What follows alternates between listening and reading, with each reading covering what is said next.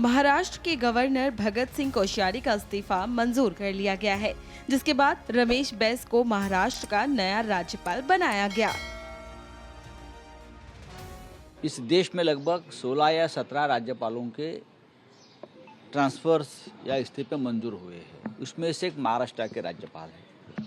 लगभग 1 साल से ज़्यादा हो गया कि महाराष्ट्र की जनता राज्यपाल के खिलाफ आंदोलन कर रही है, उनके यहाँ से बदलने की मांग कर रही है, इसलिए कि छत्रपति शिवाजी महाराज हो, सावित्रीबाई फुले हो, उनके बारे में जो वक्तव्य किया, महाराष्ट्र के बारे में जो राज्यपाल महोदय ने वक्तव्य किया, उससे यहाँ की जनता नाराज है। अगर राज्य की जनता की आवाज़ सुन लेते थे तुरंत उनका तबादला होता, लेकिन नहीं किया। आखिरी मिनट तक राज्यपाल का समर्थन केंद्र सरकार करती रही। ये महाराष्ट्र कभी भूलेगा नहीं।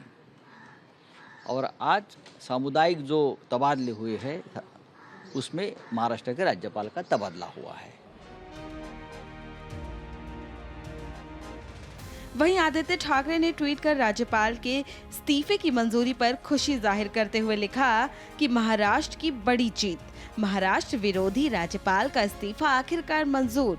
छत्रपति शिवाजी महाराज, महात्मा ज्योतिबा फूले और सावित्रीबाई फूले हमारे संविधान, विधानसभा और लोकतांत्रिक आदर्शों का लगातार अपमान करने वाले को राज्यपाल के रूप में स्वीकार नहीं किया जा सकता है।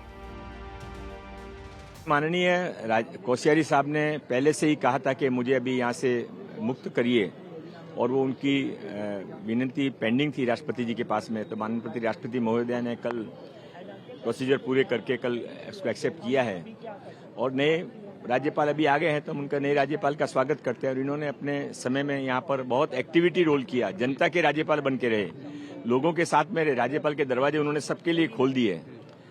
उनके ऊपर जो कुछ भी टारगेट किया गया था वो व्यक्ति के ऊपर कम था, उस संस्था के ऊपर टारगेट था जो कि विरोधी पक्ष के लोग समझते हैं कि उनका काम है, जो कि सच नहीं है। कॉन्स्टिट्यूशनल संस्थाओं को इन बातों के लिए बख्शना चाहिए, फिर भी ये किया गया। राज्यपाल का पद एक सॉफ्ट टारगेट होता है, उनके ऊपर कुछ भी कहा जा सकता है, उनकी वापस जवाब देने की लिमिटेशन होती है।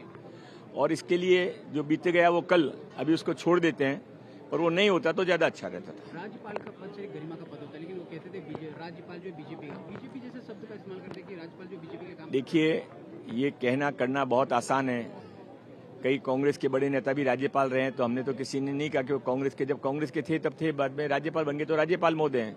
वो इनके साथ भी था, पर ठीक है, सबको अपना अपना तरीका है बात करने का। बता दें कि भगत सिंह कोश्यारी पहले ही महाराष्ट्र के राज्यपाल का पद छोड़ने की इच्छा जाहिर कर चुके थे और सेवानिवृत्त जीवन जीना चाहते थे।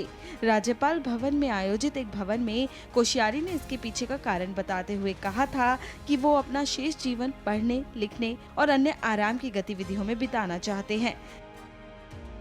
महाराष्ट्र राजभवन की तरफ से इसे लेकर बाकायदा बयान भी जारी किया गया था, जिसमें कोश्यारी ने पीएम मोदी से सभी राजनीतिक जिम्मेदारियों से मुक्त होने की इच्छा जताई थी। इसके बाद से ही महाराष्ट्र का नया गवर्नर कौन होगा, इसकी चर्चाएं तेज हो गई थी। खैर, अब रमेश बैस महाराष्ट्र के नए राज्यपाल के तौर पर कार्यभार संभालेंगे।